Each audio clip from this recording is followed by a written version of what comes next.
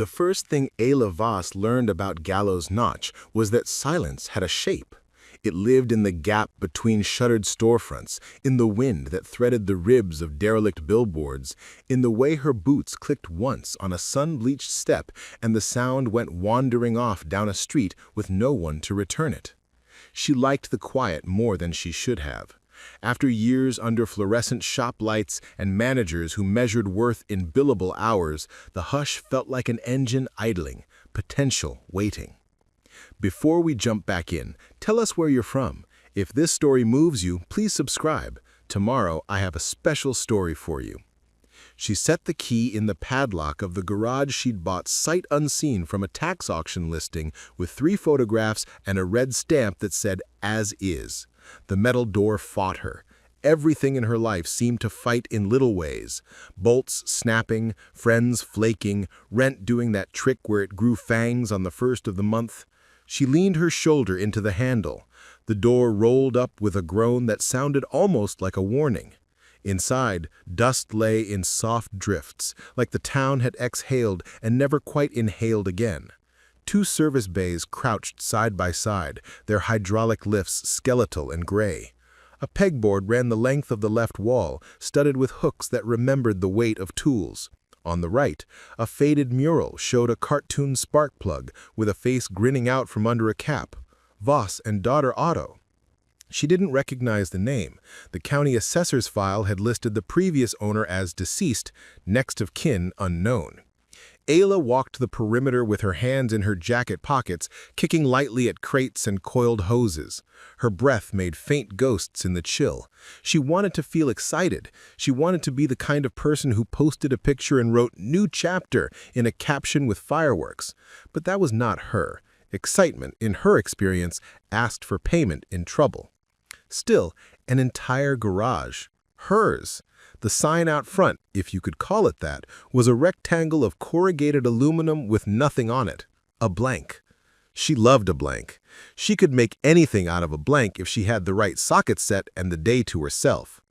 The office door stuck halfway. She hip-checked it, then eased it along with her palm. A desk sat under a cracked window, a cash register by its elbow, mechanical, not digital, the kind of thing that had a bell inside it at a drawer that could pinch your fingers if you underestimated the spring. A calendar with a pin-up Chevy from 1983 still hung on the wall, all square jaw and chrome grin. Next to it, a framed newspaper clipping. Local girl wins state engine build, Voss daughter triumph.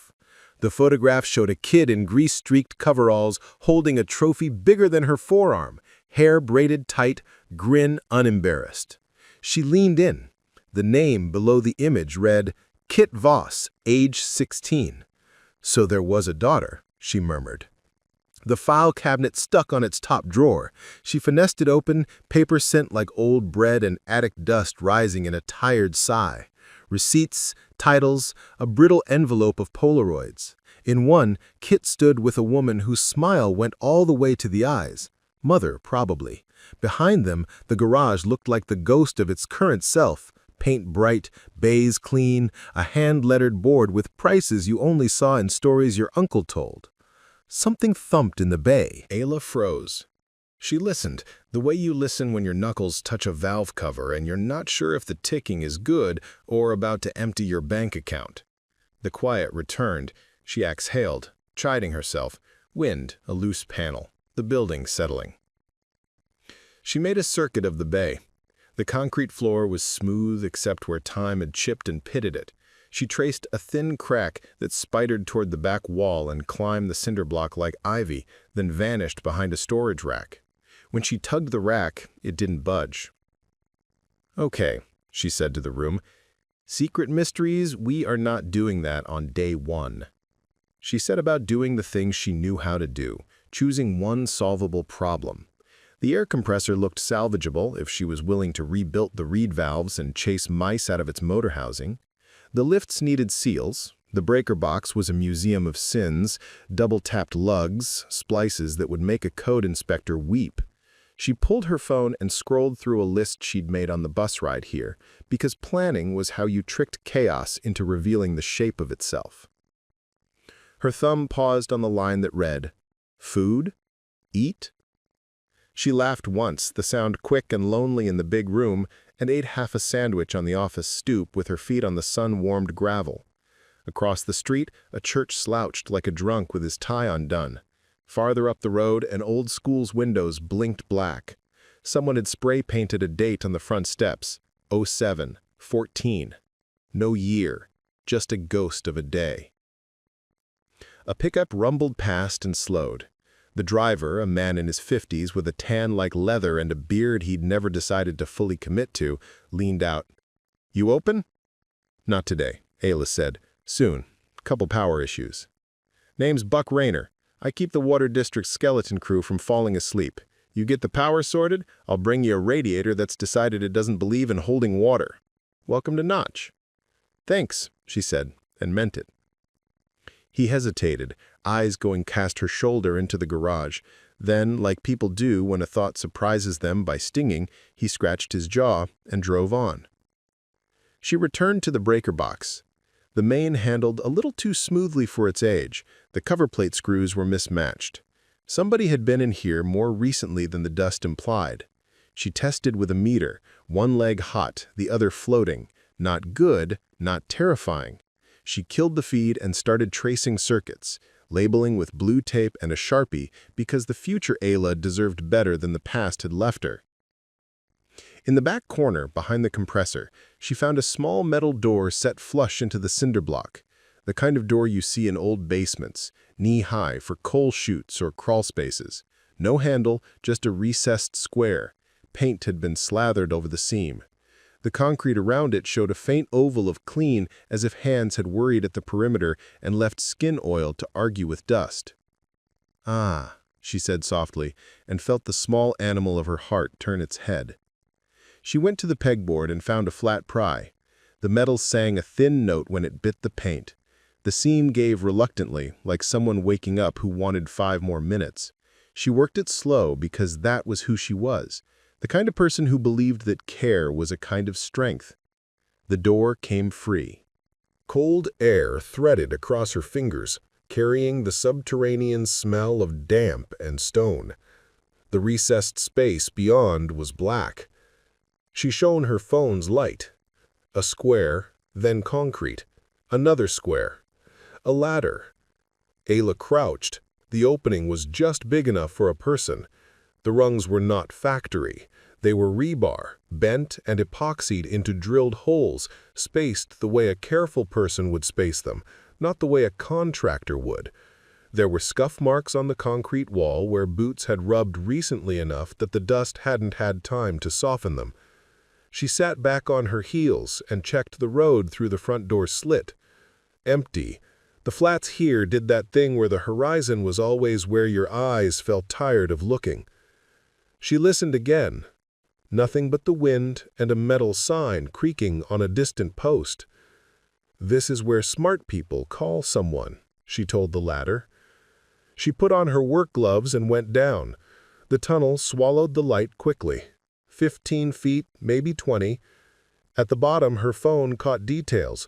A poured corridor, walls clean but not new, feeling like one of those WPA projects you read about in brochures at rest stops. The air shifted between cool and colder, like a room that forgot you'd entered it. She tested the floor with the hardness of her heel. Solid. She walked. It bent gently under the garage, then away, then down. Not a cave, no natural bulges. This was human. At intervals, her light found the faint blisters of old conduit stubs, capped with tape. The tape was not the cloth kind you saw in mid-century work. It was plastic, modern, cheap, used by people who had big plans and small budgets. Her jaw clicked when she swallowed. She wished, briefly and fiercely, for another set of footsteps behind her, for the presence of someone whose mouth could make light when the dark made jokes. But choices had to be consistent. If she had come here to be the person her past insisted she couldn't be, she had to walk the walk. She was almost ready to turn back when her light licked a shape that didn't match the corridor. A rectangle of matte paint on concrete, waist high. She stopped. A door flush, with no hinges showing, and a keypad the size of her palm welded into a recess. The keypad was older than the tape, but newer than the concrete. Its numbers were worn shiny at 5 and 2. She touched the panel. The plastic was warm. She snatched her hand away as if heat could bite. Warm meant powered. Powered meant a live feed from somewhere. She hadn't felt hum in the breaker. Someone had ghosted a separate run. Ayla stepped back and closed her eyes the way she did when an engine refused to tell her what it wanted. Sometimes the trick was to let your mind float and see what caught. She smelled metal without grease. She heard, under the ceiling's stillness, a faint respiration. Upsurge, settle, upsurge, settle. The way a server rack breathes when the room is doing its job. "Who funds breath underground in a town like this?" she whispered, and the quiet answered with its ordinary mathematic shrug. On instinct, she dug her phone into her pocket until she found the rhythm of its case against her fingers, like a worry stone you could take to court.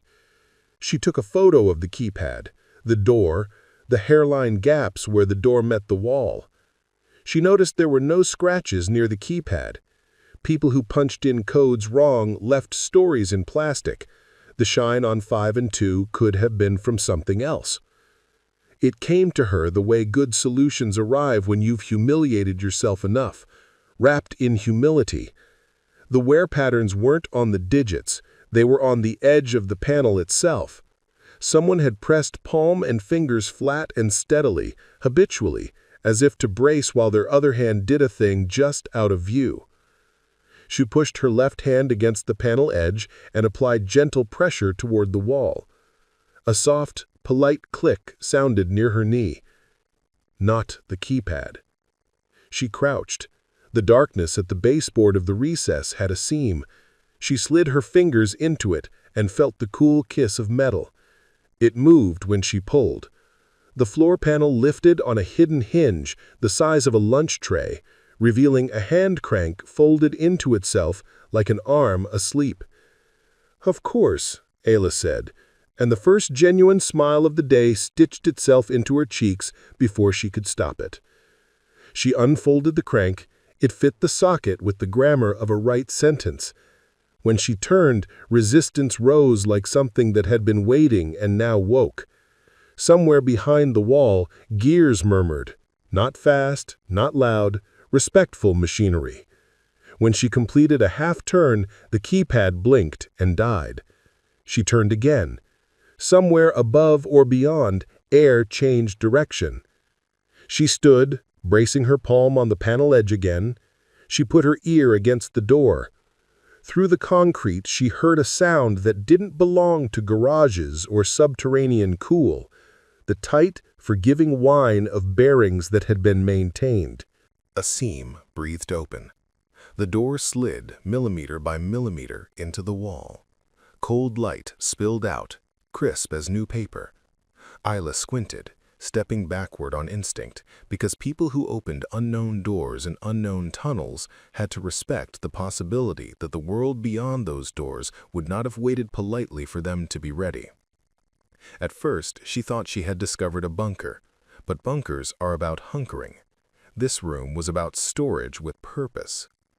Racks ran in disciplined rows, stenciled numbers at their heads. The first row housed crates with straps the color of dry moss, the kind of green you didn't see in nature unless nature wanted to communicate function. She tugged one strap. The crate's seals sighed. Inside lay foam cutouts and neat pieces of something that was not for cars. She closed it on the first second of comprehension, hand hovering like she could stop the knowledge from having happened. She went to the next rack. Its crates were lighter, metal instead of composite. Their locking mechanisms were heavy with duty, as if they took themselves personally. She didn't open these. Some instincts were more practical than courage. In the back half of the room, a different vocabulary. Cabinets with glass fronts displayed devices with dials and coil loops, analog's idea of precision. A label read, MK2 RF suppressor. Another, line scrubber, subsurface. On the wall above them, an old-fashioned analog clock ticked with the untroubled patience of things that don't know when they've become rare. Her throat went dry. Not because she recognized the tech, she didn't, but because she recognized the ecosystem. Discipline, maintenance, redundancies. Somebody loved this place the way a machinist loves a lathe, intimately, constantly, selfishly. She backed away until her shoulder met cold concrete. She looked for cameras and found none. Then she looked again and found one housed inside a ventilation grate at knee height, the lens the size of a grain of rice. Whoever ran this room did not like obvious eyes. They liked the kind that watched your ankles. Her phone buzzed. She almost threw it. She checked the screen with the careful slowness of someone who has one hand inside a belt and the other inside a mouth. A number she didn't know. Local area code. She let it go to voicemail, then put it on Do Not Disturb and used the camera with the wireless chips turned off to scan. She had learned long ago that documenting was a way of staying shy from panic. On the far wall, a single door waited. Not a vault, not an industrial slider. A plain steel personnel door with a push bar, no visible lock. A green exit sign glowed above it with emergency softness. "Where do you go?" she asked it, voice gone hoarse as if the room had grabbed at the words. Isla listened to herself breathing, to the clock's second hand, to the building again swallowing her presence. She should leave. She should reseal the panel. She should call Buck Rayner, or the county, or no one, depending on which version of herself sat in the chair when she judged the risks. But she had come down here because the blank sign out front promised that she could choose who to be. People who chose had to keep choosing. She put her palm against the push bar and eased the door. Air struck her without smell, and then with too much of it, a draft of sun-baked dirt and engine oil and sage. She stepped into darkness that wasn't dark at all, just a tunnel without lights, mouth open to day somewhere out ahead. Her phone light pulled a line down the center. The floor wasn't concrete anymore. It was compacted earth with tire imprints fossilized in it. Not recent, but not ancient. The kind of tracks left by vehicles that didn't want to be remembered. The grade rose. 10 steps. 20. The tunnel kinked right, and the light widened. She shielded her eyes with the scoop of her hand and came up in a place her brain baked into a belief and her body refused to trust. A culvert mouth at the base of the old school's retaining wall. The date spray-painted on its steps stared across the street at her. 07-14. The graffiti was newer here. Someone had scratched over the O with a symbol like a sideways trident. The culvert was ringed in chamisa and the kind of plastic trash that flutters and then fossilizes in the West. Tire tracks here were newer than below, and they switched style halfway across the drainage, heavy, then light, as if a driver believed in a cargo for 50 feet and then decided to pretend they were alone. Isla pivoted slowly, refusing the impulse to forget. The ghost town softened back into its afternoon postures. A hawk remapped the heat above the school's roofline. No engines, no human voices. Back inside the culvert, she crouched and ran her gloved fingers along the interior lip. A small ridge bit her knuckles. She groped, found a seam, felt a square of metal disguised as stain. A service panel magneted to the concrete. When she levered it up, a pelican case looked back the way a black eye looks from a page when a poet has something unkind to say about love. Don't, she told herself. She did. Inside lay a handset with a spiral cord and a handset cradle with no phone body to cradle, a radio talkback assembly like the kind you saw in historical displays of missile silos, except it was modern, polymer, textured, matte. Beside it, a pair of key cards in clear sleeves. Each card bore the same color as the crate straps in the room below, and a stenciled number, 07-14. 14. She held the cards. They were heavier than they looked and warm to the touch despite the shade. She slipped them into her jacket, closed the case, reseated the panel with careful hands, and crawled back into the cool dirt smell of the tunnel. Back in the storage room, she walked the aisles like a person does in a cathedral when they don't know how to pray, but understand what kneeling means. There were rows marked tools and rows marked materials. There were rows unmarked and one row taped off with yellow caution ribbon that had gone brittle. Beyond the ribbon, a different room through a mesh gate. She approached and peered through. Beyond the mesh, under tarps, shapes slept with the economy of animals that know where each limb goes. She couldn't name them at first, because the brain mercifully throws up its hands when the heart begs it to. Then the tarp corner flicked, as if the air had a nervous tick, and metal coolly announced itself. The long cylinders of barrel assemblies, the blocky generosity of receivers, the precise lack of innocence that comes from objects designed for one terminal verb. She backed away and hit a rack with her shoulder. A box slid. She steadied it, breath caught on a hook between ribs. Armory. The word arrived with its whole history. She saw the placards from news clips, seized, cachet, ties alleged. Saw men with ball caps that meant different things depending on whether you were in on the code. Saw deserts and woods and city blocks where somebody had paid in blood for someone else's plan. Why here? She said, and hated how small the question sounded. Why under my... The thought bloomed, preposterous and then less so, because it wasn't under her garage then. It was under Voss and daughter. Under a name the county had lost track of, but someone else hadn't. The mural on the wall, the article on the office calendar, the photograph of Kit Voss with her trophy and her grin. This room had a heartbeat older than Ayla's ownership. She closed the door. She cranked the hidden crank until the door breathed shut and the seam lost its accent. She climbed the rebar ladder with deliberate steps, palms braced enough to make calluses remember they were still earning rent. She replaced the panel. She wiped her fingerprints from the paint without knowing if she believed in that as a useful idea or a performative one. When she rolled the garage door down and locked it, the light outside had become that afternoon gold that belongs to empty towns and good movies. She listened. The street held still like an old dog deciding whether to lift its head. Her truck was parked 2 blocks down where the pavement pretended it hadn't ended yet. She went to it and sat with the door open, 1 foot on gravel, keys on her thigh. She took out the key cards and set them on her knee. 07-14. The date on the steps. Not a memorial, a code. Her phone showed a missed call and a new voicemail. She played it on speaker because the air in the truck felt thick and her skin felt too interested in memory. Miss Voss? A woman's voice, low, trained in the peculiar politeness that comes with an agency letterhead.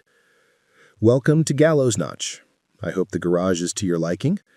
There are, as you might imagine, conditions attached to properties with history. Please call me back before evening. I'm across the street.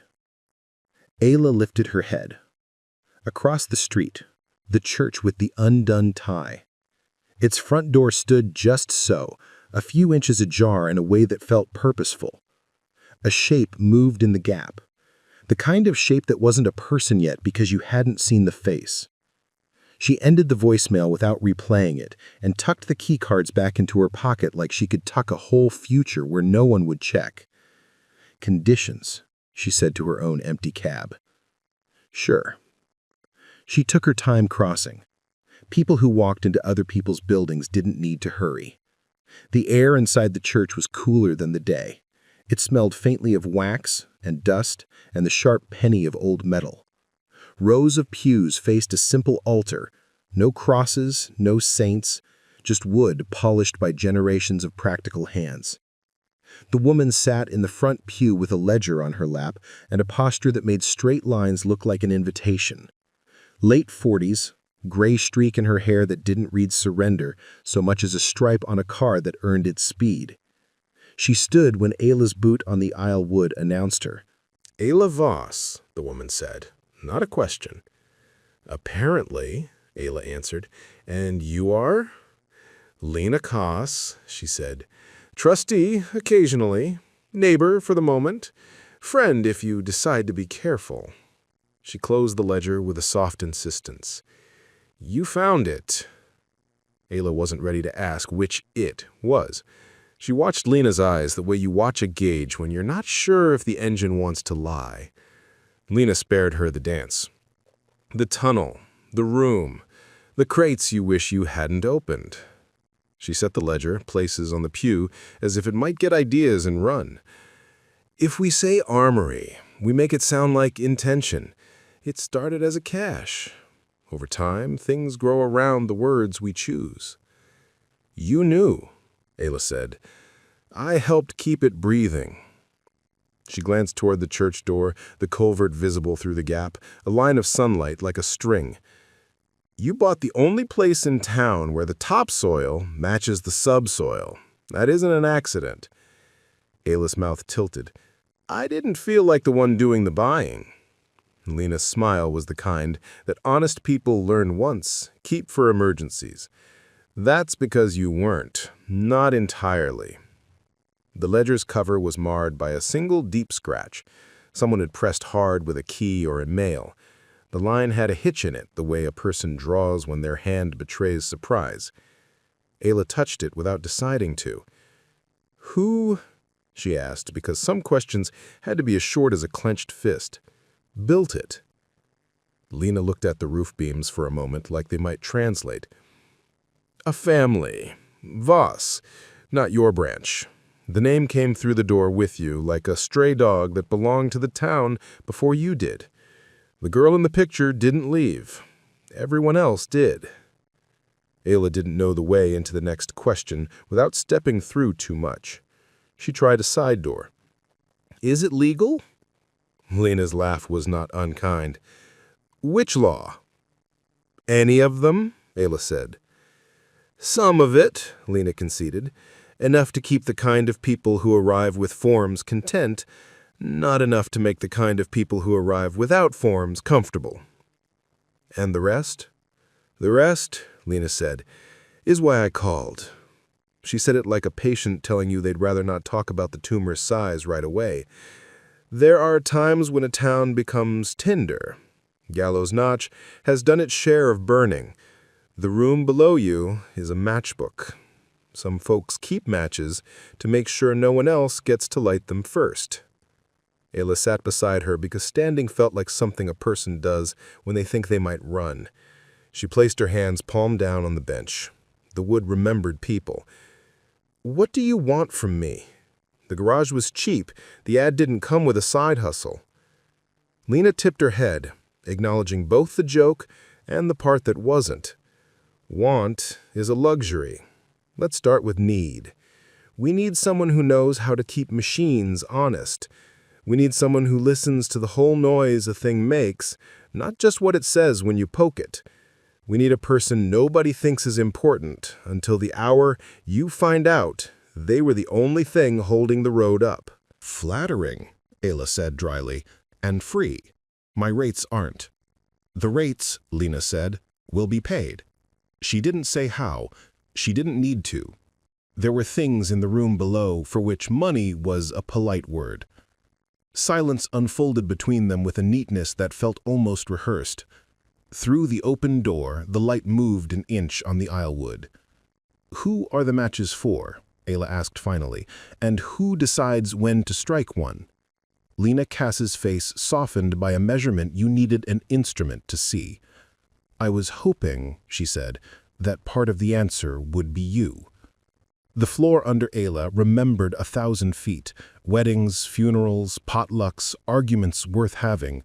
She thought of the rebar rungs under her fingers, the crank's resistance, the respectful murmur of hidden gears. She thought of the clay on the culvert mouth, the tire prints that pretended to be alone. "I didn't come here to be useful to someone else's story," she said. No, Lena agreed. You came because you were tired of being a character in one. You're not wrong to be tired. She stood. We have two problems. The easy one is securing what you saw below long enough to decide if we're the kind of people who should own it. The hard one is the men I saw standing on the ridge 15 minutes ago, watching the school with binoculars and that brand of posture that says nobody taught them how to sit with their hands open.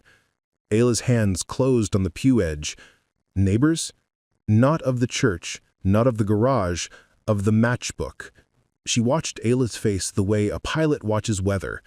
We didn't advertise the sale. Someone did. Or maybe something in this valley knows when a door opens. Ayla stood because the second option felt too big. What do I do? She asked, and surprised herself by how plain the question came out. No bravado, no pretense that she had the training for this. Skills are true. Courage is sometimes a guess you make and pray no one calls you on while you're making it. First, Lena said, you tell me if you're in. I don't even know what in is, Ayla said.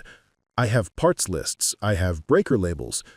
She looked toward the gap in the door. The town returned her look with even patience. She can lock the panel, I can check for tamper switches. Lena nodded. Second, you breathe. Then, you listen. She handed Ayla a small notebook from her jacket. The cover was an oil-stained black. Inside, diagrams in neat hand. Circuits, switch maps, sensor placements. The first page bore a date, 07-14. Kits, Lena said softly. Ayla touched the ink. The lines were confident in the way of someone who had found what their hands were for by 16 and had trusted them ever since. Kit had drawn the tunnel's cross-section, labeled the crank, the latch, the bypass. I'm in, Ayla heard herself say. Good, and the word was like a torque spec clicked into place, because we have about an hour before shadows on the ridge become headlights on the street. We need to move what can be moved and blind what can't, and we need to decide what story we're willing to tell if we fail. Ayla laughed once, a sound with no joy in it but respect for the truth. I just wanted to fix cars. You still can. That's why we might survive. They walked back down the aisle together. In the doorway, Lena paused to scan the street. Ayla looked at the school and saw what Lena must have, the line where the culvert broke the retaining wall and how easily someone with a crowbar could widen that mouth into a grin. Back in the garage, Ayla moved like water when a gasket finally seats. She pulled the rolling ladder, climbed, and unspooled camo netting from a ceiling crate that had looked like Dust's private project. She cut it into 3 lengths, threw one over the compressor, one over the breaker, one over the shape in her chest that thought it was a drum.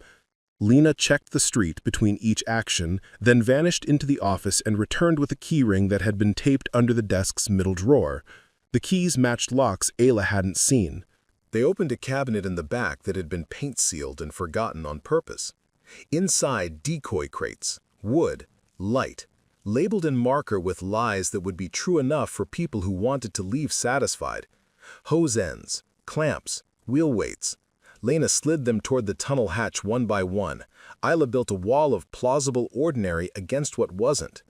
Third, Lena said when the wall was built, we give the room below a little static. Kit loved this part.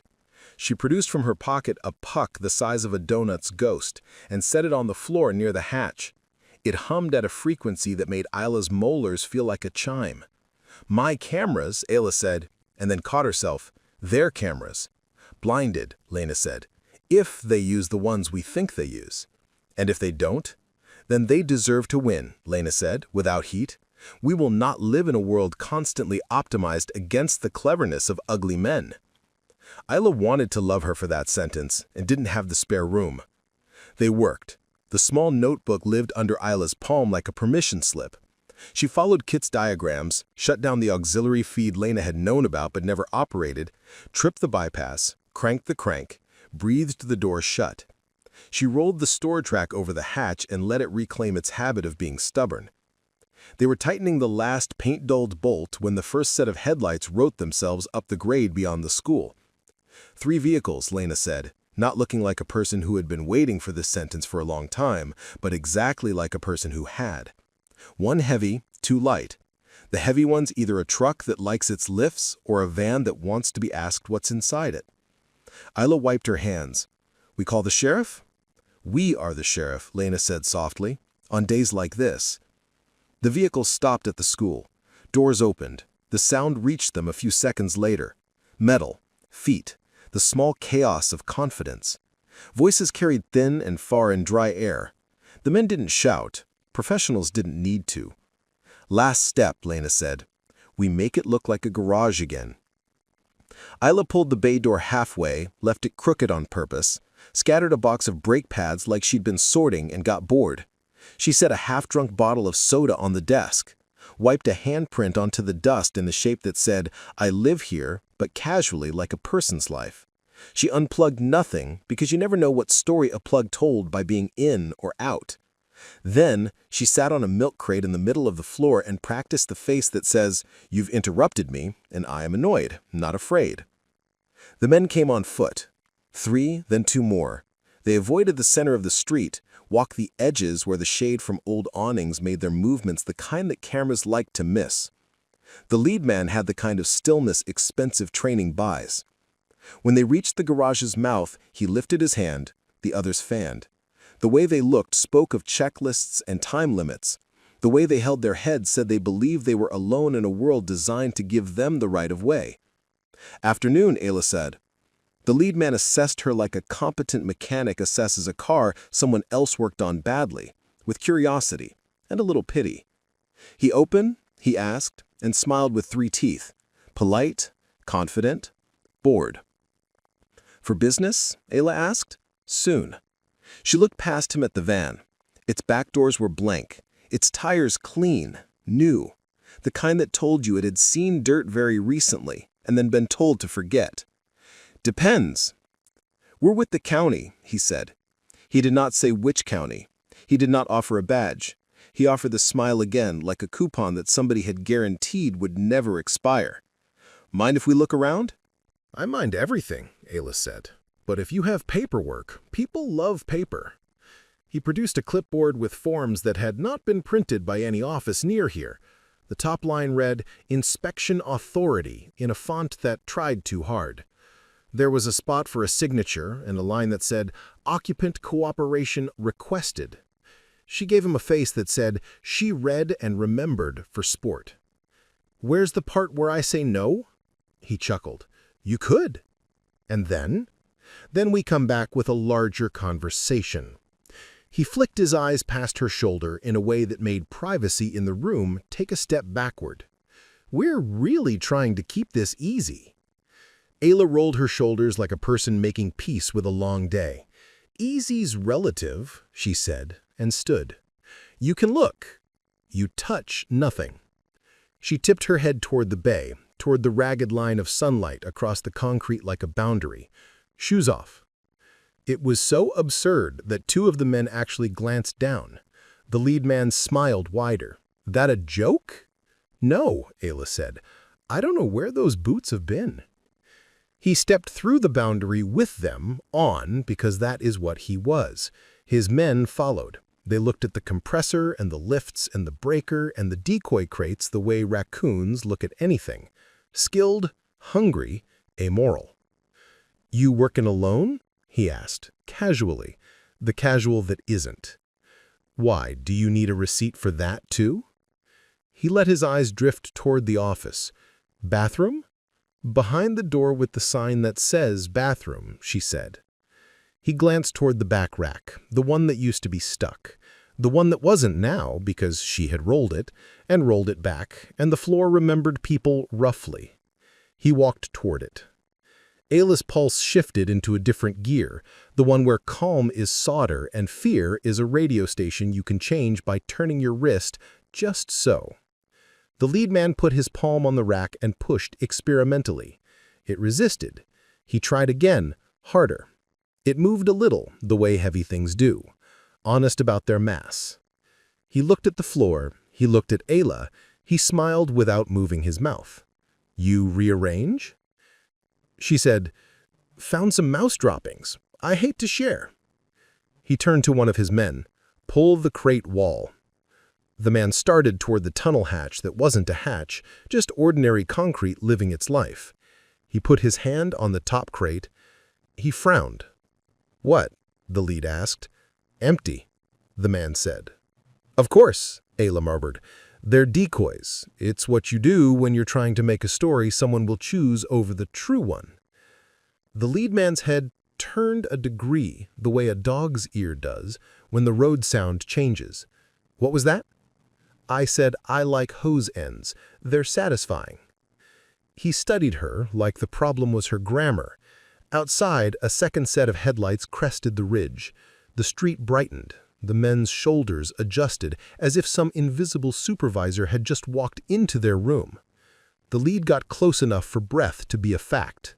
"Here's how this is going to go. You're going to step aside. We're going to check the back wall. If there's nothing, we'll say you were helpful and we'll leave. If there is something, we'll say you handed it to us. Either way, you get to keep your garage. We don't want your life. We want a room." Ayla felt the small notebook in her back pocket, its square edge like a spine. She thought of Kit's careful lines, of Lena's tired precision, of Buck's radiator that didn't believe in holding water. She thought of the first breath the tunnel had blown across her fingers, cold, damp, dignified. She took one step to the side. The lead man gestured. Two of his people moved to the rack. They set their shoulders. They pushed. It didn't move. They tried again. It moved 3 inches and stopped with a sound that made men who love machines wince. The lead man crouched and peered. Dust, old bolt heads, concrete that had been poured with a shrug. He set his fingers at the edge of the bolt and realized what Ayla already knew because Kit had written it in the margin of a drawing. If you loosen the paint-sealed nut, you spin the anchor in the concrete, and the only way to get it out is to break the floor and bring a hammer bigger than your confidence. He stood. He smiled, and now it had no teeth at all. "Fine," he said. "We'll cut." He lifted his hand, and one of the men produced a compact saw like a magician produces a rabbit. "We'll fix your rack after." Ayla breathed once. In, out. She looked at Lena, who stood in the office doorway with her shoulders saying the kind of calm you learn when you've run out of other styles. Lena did not shake her head. She didn't nod either. She let the choice land with the person it belonged to. Ayla heard the saw's motor spool, heard the blade's cheerful hunger as it found steel, the air filled with the song of friction. She spoke to the lead man without raising her voice above the saws. "You might want to stop." He didn't. "Because," she said, "if you cut that bolt, you'll trip a contact. And if you trip that contact, something in the concrete will ask a question that ends with a loud noise." That stilled him. He held up a hand. The saw slowed, unwilling to be reasonable. "That is a threat," he said. "That is a diagram," Ayla said, and set the small notebook on the floor at his feet, open to Kit's drawing. The margin note was in tight, adolescent capitals. "Do not cut. Contact here. Fails closed." He looked at the page. He looked at Ayla. For a second, the careful part of him won. He glanced at his men. Hold. Then the second set of headlights became a third. Boots on gravel outside added up to more than 5. The careful part of him lost. He lifted his chin and made a decision with his pride. "Cut it," he said. The saw sang. Ayla felt the vibration through the floor. She felt the bolts shudder, like a wire pulled through a hole too small for it. She imagined Kit's hand drawing the margin note, 19 maybe, 20, tapping the pencil while she decided to add a second underline. The saw bit through. Something under the concrete answered. The floor jumped, an animal flinch. A sharp crack snapped from the back wall like a flag unfurling too fast. Every light in the garage blinked and came back harder, brighter, like a warning testing its own lungs. Outside, the second set of headlights became a third. Boots on gravel added up to more than 5. The careful part of him lost. He lifted his chin and made a decision with his pride. "Cut it," he said. The saw sang. Ayla felt the vibration through the floor. She felt the bolts shudder, like a wire pulled through a hole too small for it. She imagined Kit's hand drawing the margin note, 19 maybe, 20, tapping the pencil while she decided to add a second underline. The saw bit through. Something under the concrete answered. The floor jumped, an animal flinch. A sharp crack snapped from the back wall like a flag unfurling too fast. Every light in the garage blinked and came back harder, brighter, like a warning testing its own lungs. Outside, the men on the street shouted, and a voice I hadn't heard yet said, "Too late." The breaker tripped.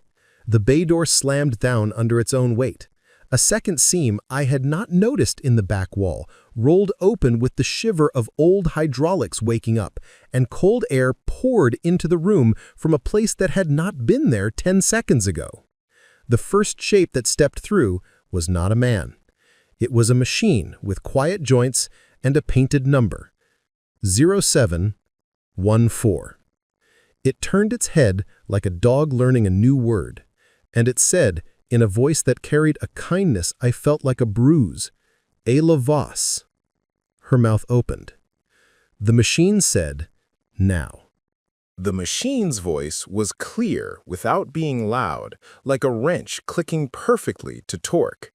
Its painted numerals, 07-14, were stenciled on a cheek panel the color of utility steel. It was no taller than Ayla and built like a human only in the ways that made work make sense. Broad base, low center of gravity, shoulders that were really gimbals. Its eyes, if that's what the two dark circles under a sun visor of armored louvers were, tilted in an expression that read as inquiry because the silence around it needed a word. Ayla found hers. "Yes." "Confirmed," the machine said. A soft blue ring woke around its right eye. "Authorized operator, provisional. Custodian, absent. Protocol requires designation." Its head cocked once, almost shy. "Lena Cass?" "In the office," Lena answered, stepping out as if she had just been called to the service counter by a bell. She moved to stand beside Ayla instead of in front of her. The small distance between their shoulders felt like a decision with hinges. This story took us a long time. If you like it, subscribe. Now back to the story. The lead inspector, if that's what he was, took the machine's entrance like a slap he was too trained to flinch from. He recovered with a smile that meant other people were now responsible for the next mistake. "What is that?" he asked, though the question sounded less like inquiry and more like paperwork sniffing for a label. "Asset," the machine said, as if answering a different conversation. It rolled one foot's wheel back and down, the way a forklift checks its own patience, and the floor answered with a low mechanical purr as hidden stabilizers kissed concrete. "Condition, waking. Advisory, hostile devices within 20 meters. Ayla's skin prickled. "Devices?" The machine turned slightly toward the bay door. "Transceivers, battery packs, non-standard firmware. 3 outside, 1 here." Its gaze landed, not quite, on the lead man's hip. The lead man laughed, the kind of sound men make to suggest that other people are being paranoid. But Ayla saw it. A gray square clipped where a phone might live on someone who didn't like phones. He noticed her notice and adjusted his jacket by a single inconsequential inch. "Turn it off," he said pleasantly. "We'll take it from here."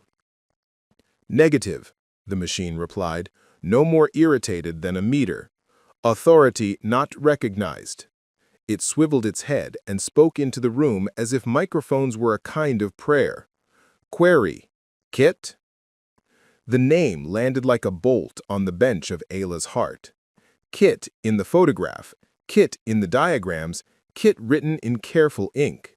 She stepped forward before she knew what she intended to offer. "Kit isn't here." A beat. A whir under the machine's breastplate like a fan considering heat. "Custodian absent," it repeated softly. Next of craft? Ayla Voss, Lena supplied. She bought the roof you woke under. The blue ring brightened a measure. Voss, it said, and let the word live in its chassis a moment. Hello, Ayla. Hello, she answered, because sometimes the only way to cross a river is to put your foot in where the water is. The lead man cleared his throat. Enough, he declared, the way a person announces the end of recess for children not yet tired of running. He flicked 2 fingers. Men moved. One reached for the rack bolt they'd already cut. Another circled toward the compressor where the camo netting hung like the desert's idea of a veil. The sawman found his switch again. The machine changed. Not loudly. Nothing flared or bloomed. It simply let weight speak. Stabilizers out, torso low, wrists unfolded into 3-fingered hands whose pads were rubber over steel. It gave the lead man its full gaze, and the room felt narrower by half an inch. Stop. The word surprised her with how little it trembled. It surprised the men by existing. Miss Voss, I understand this is, it's my shop, she said, and the truth of it arrived in her voice like voltage. I told you you could look and touch nothing. You cut my bolt, you tripped my safety, you're about to find out how many more I have. He smiled again, patience with a lid. And how is that going to go? Ayla looked at the machine. Her life up to this second had taught her exactly 2 things about trust, that it was expensive and that sometimes you paid it forward because you could not afford the version where you never paid it at all. Can you lock the bay and leave us air? She asked. Affirmative, said 0714. Advice, hostile transceivers broadcast. If jammed, escalation likely. If unjammed, triangulation certain. Pick, Lena murmured. Ayla picked. Blind them. The machine's shoulder gimbals made a sound like a thoughtful inhale. The lights flickered. The soda bottle on the desk hummed. Something in the men's pockets buzzed its own obituary.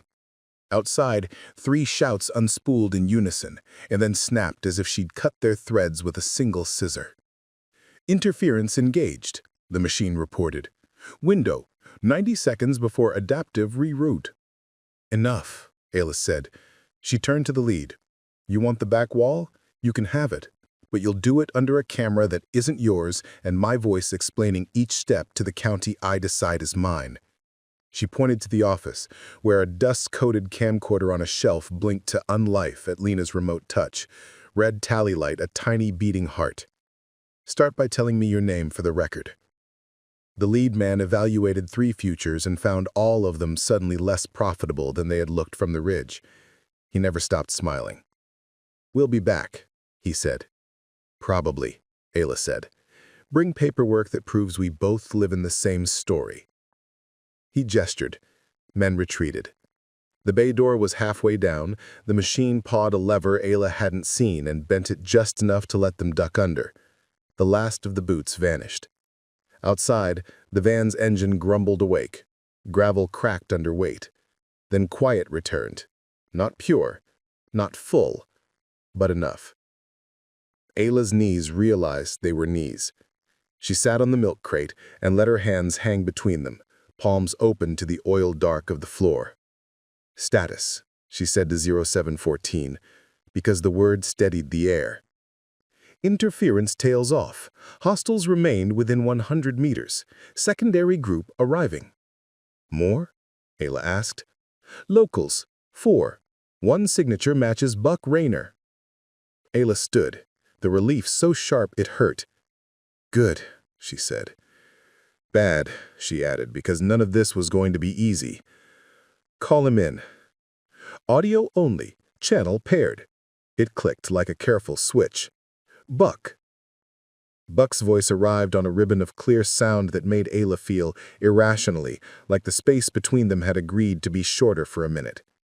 You got friends at the school who ain't here for hymn practice, dollar, and you got folks with clipboards who look allergic to sunshine. You okay?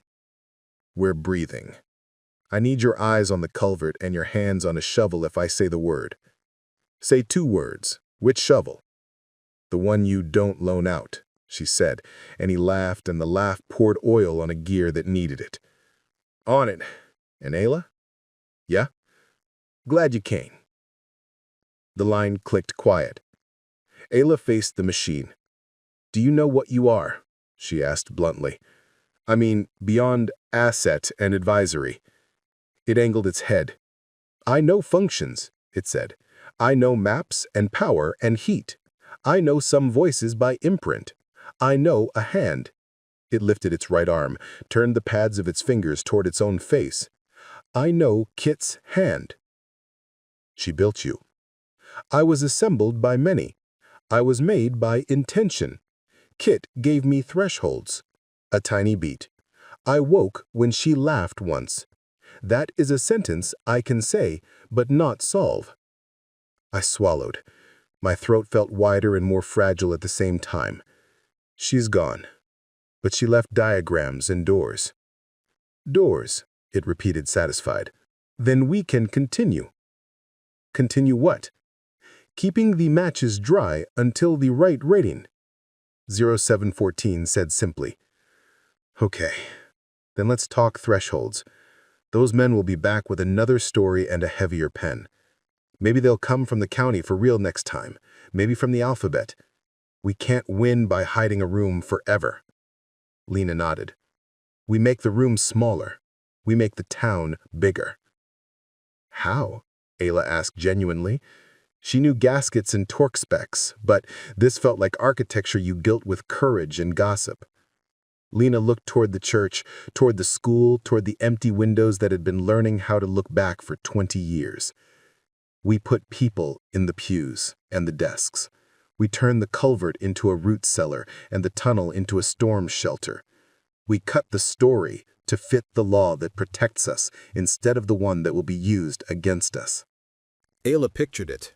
The racks turned sideways into benches, the cabinets labeled with boring words, the analog clock still ticking, because honesty looks good in every outfit. We can move the dangerous things, she said. Some, 0714 allowed, not all. Then we make what remains legible, Lena said. If we choose to own it, we own it in daylight. Daylight draws flies, Buck said, reappearing on the line as if the town itself had rinsed him onto the frequency. You got 8 vehicles at the ridge now. 2 are locals. The rest are the kind that buy wholesale plates so they don't have to have conversations at gas stations.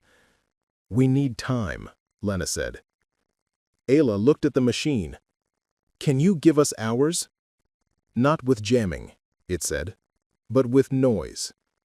We just made noise, Ayla pointed out, thinking of bolts and saws and men. Different noise? The blue ring brightened. Yes, it said. Administrative noise. It moved to the desk with a grace that was almost comical for something made of motors. It stopped in front of the dust-coated camcorder and the equally ancient terminal that had once run the shop's invoices off green bar paper. It slid a thin probe from its wrist, as delicate as a watchmaker's tool. What are you doing? Ayla asked. Filing, it said, and the keys on the terminal woke under its touch, like birds startled into flight. County, state, federal, cross-reporting, public records, zoning variance requests, historical designation inquiries, environmental impact notifications, all of which, it added primly, require screen time from people who love the sound of their own stamp. Lena's mouth actually fell open, then closed with a click. Kit, she whispered, and Ayla could hear the history inside the name, the way a girl who built engines also built traps out of paperwork because she understood men and machines often ran on the same fuel, attention. The machine's voice shifted into a cadence so bureaucratic, Ayla felt both soothed and threatened. To whom it may concern, Voss and daughter Otto, parcel 12-16, Gallows Notch, hereby petitions for immediate review under title and also under code, and in addition notifies adjacent parcels as required. How many filings? Ayla asked, half laughing despite herself. All of them, said 0714. It bought them 3 hours. In that borrowed light, the town remembered itself. Buck arrived with 2 water district techs who could lift a water main lid like it was a loaf of bread and make a padlock say uncle in 7 legal ways and 3 polite ones. They parked 2 trucks sideways at the end of the street, hazard lights on, which does more to keep men honest than most sermons. The church doors opened. 6 people filed out like the pews had been keeping them secret. Teachers, a rancher, a girl whose skateboard bearings sounded like a jar of marbles when she tilted her head. They listened while Lena explained, concise, never saying more than a person needed in order to act. They did not ask whether to help, they asked where. Ayla worked like a person who has always been good at building a thing when the instructions are 3 napkins and a deadline. She pulled the racks nearest the hatch, rearranged them into an L that made the back wall lose the temptation to be a wall. She cut a piece of plywood for a false patch and painted it with the exact recipe of dust the room preferred. She hung a sign she lettered with a Sharpie and a straight edge. Storm shelter, capacity 40.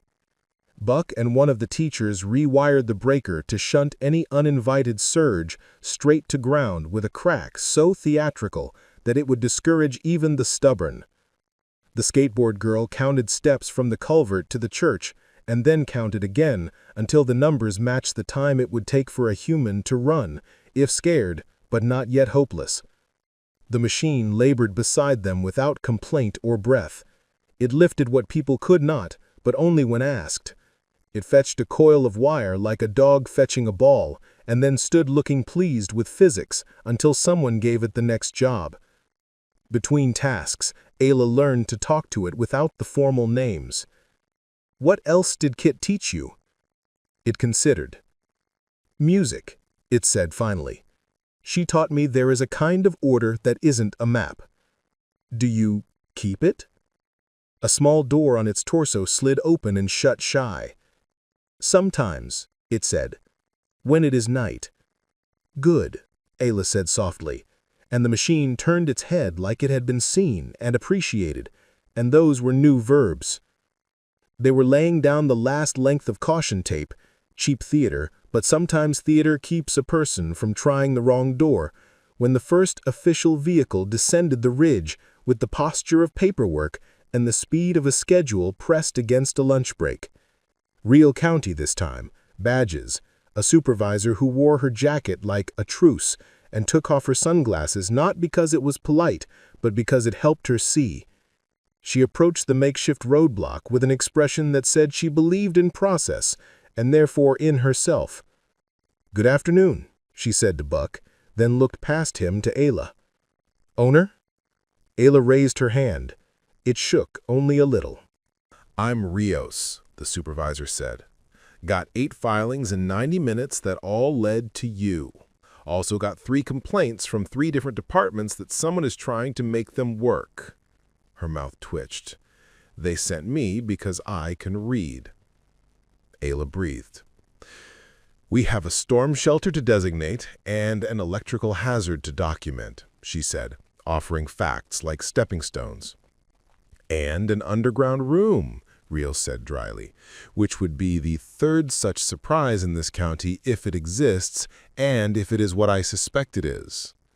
She looked at Lena, Miss Cass. Sheriff's trustee on alternating Tuesdays and a neighbor.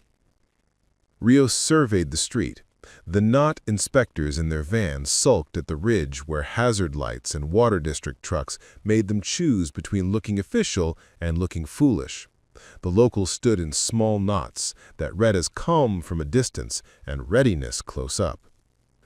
All right, Rios said. Here's how this is going to go. I'm going to walk to your garage and you're going to show me the most boring version of the truth. If I think you're lying to me, we'll have an afternoon. If I think you're not, I will write a notice so heavy it'll crack the table when it lands. That'll keep everyone with the wrong appetite busy for a month. Ayla nodded. We like boring. Rios smiled with her eyes. People think they do until they have to maintain it. Inside the garage, they did a tour that was as honest as it could afford to be. Rios looked at the patched wall, looked at the sign, looked at the breaker. She asked 4 questions, 3 of which were not about the room. She let her hand rest on the compressor the way a person rests their hand on a dog they don't know yet, but might. At the office door, she paused. "You have a camera," she said.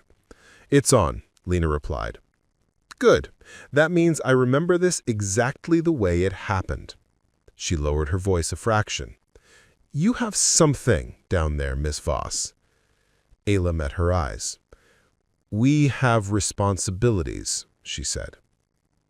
Rios considered the answer like a bolt she might torque a hair tighter. Then she nodded. "Okay. Today I saw a storm shelter nobody used, and some wiring that needs love.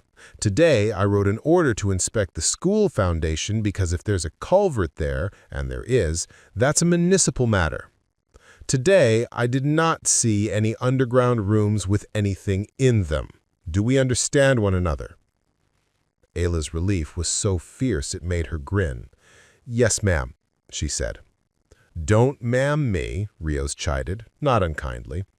"Next, you and Miss Koss will come by my office and file the paperwork you pretended to file. You will bring coffee, 2 sugars, and—" She cut her look toward the bay door, toward the ridge. "And you will call me before you call anybody else." "We will, and thank you. I'm not doing you a favor, I'm doing my job, but you're making it possible." She wrote with a slow, legible hand that made even the loops look like they could testify. "One more thing," she said without looking up. "Who built your shelter?" "Family, before me. Keep it that way.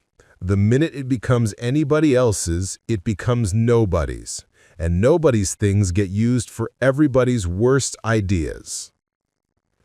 When she drove away, the not inspectors went with her because men like that don't like to be seen choosing the wrong team. The ridge unclenched, afternoon settled back on the street with its customary creak. They didn't celebrate. They weren't done. They carried the heavy crates that could be carried, labeling them with lies so careful they wouldn't trip the truth. They sealed the mesh gate with chain and a padlock stamped with a date nobody clever would recognize, but nobody honest would forget. They moved the line between survival and story a hair toward daylight. In the quiet that followed, Ayla stood in the room beneath the garage with 0714 for the first time without hurry. The clock ticked, the blue ring at its eye idled to a calm glow. "Do you miss her?" Ayla asked. "I am missing, and she is not here. If that is what you mean, yes." Ayla nodded. "She left you enough to keep yourself together." "Thresholds," it said again, and there was something like pride in its motor. "You are her kind." "I'm my kind," Ayla corrected, because humility didn't require erasing. "But I like her work." She set her palm against its forearm. Warm, but only because it had been working. "I'll keep you where you belong." "Belonging is not a coordinate." "No," Ayla agreed. "It's maintenance." The machine considered that, recorded it, perhaps kept it with the music. They climbed. In the garage's gold light, Buck signed to her through the door with the simple grammar of men who don't waste syllables. "Call if needed. Fix your sign. Dinner at 7 if you feel like being human." She signed back. "Maybe. Yes. Thank you." Ayla and Lena sat on the office step with their legs out in the cooling dust. The town sounded like brooms and quiet laughter and the little metal choices that happen when people have permission to belong to each other again. "You okay?" Lena asked. "I bought a garage, got an armory, a municipal strategy, and a robot with good manners thrown in. I'm okay." "Good. Because this is the part nobody tells you about. Tomorrow. Tomorrow is why I came. I want to build something nobody can repossess. Then we're in business. They watched the sun drop down to where the highway used to be important. A coyote trotted the far edge of the schoolyard, offended by nothing. 0714 stood in the bay, head tilted as if listening to a song people couldn't hear. "You're really going to keep it here," Lena said, meaning the room and everything in it, and perhaps the place Isla's life had just chosen to be. "Until the law loves us enough to take care of it," Isla said, "or until we're brave enough to dismantle it piece by piece." She touched the notebook in her pocket, Kit's lines, her thresholds. "Whichever comes first." Lena rose, brushed dust from her hands. "Then we start small. Radiator tomorrow?" "Radiator tomorrow," Isla promised, "and a sign." "What will you call it?" Lena asked. Isla looked at the blank metal rectangle out front, and at the mural inside, and at the shape her life made now when she traced it with her finger. "Voss and daughter," she said. "We'll let the town decide who the daughter is." Lena's laugh was soft, content. "Good night, Isla." "Night," Isla said, and meant it like a blessing. She locked the bay, checked the latch, checked the rack, checked the bolt that had been cut and now wore a little weld like a scab. She wrote a new label with her Sharpie and stuck it to the breaker. "Be kind." In the office, under the calendar that had waited since 1983 for someone to finish the year, she opened the ledger. First page, Kit Voss, parts, payments, promises. Isla added a line, Isla Voss, open, close, maintenance. She wrote the date. She wrote the hours she had spent doing work no one would pay for directly. She wrote the names of everyone who had shown up without being asked. When she finished, she set the pen down and listened. The town breathed. The machine hummed. Somewhere in the church, a broom handled the math of corners. Isla went to the mural and put her hand over the spark plug's grin. She felt ridiculous. She felt right. "Okay," she told the room, and it understood her because rooms do when you tell the truth in them often enough. "We're open." The next morning, a truck rolled up with a radiator that didn't believe in holding water. Buck climbed out and tipped his cap and tried very hard not to look at the floor where the weld shone like a secret trying to pretend it was a repair. Isla popped the hood, found the leak, and taught a willing piece of metal to how to remember what it had been born to do.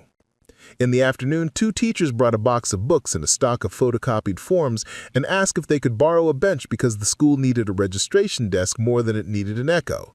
Isla said yes, and the bench learned to hold a different kind of weight. In the evening, Rios called. "Paperwork landed," she reported. "County's going to be real busy proving it knows how to read." She paused. "You made a friend today." "Who?" "The kind that files things so other people can live underneath them," Rios said dryly. "Don't make me regret it." "I won't," Isla said. After dark, Isla stood in the tunnel and listened to 0714 play something it thought might be music. It was mostly silence with notes in it. She liked it more than she could say. "You were right," she told it. "About what?" "Belonging," she said. "Maintenance." The blue ring brightened. "Affirmative," it said. "Thresholds hold when tended."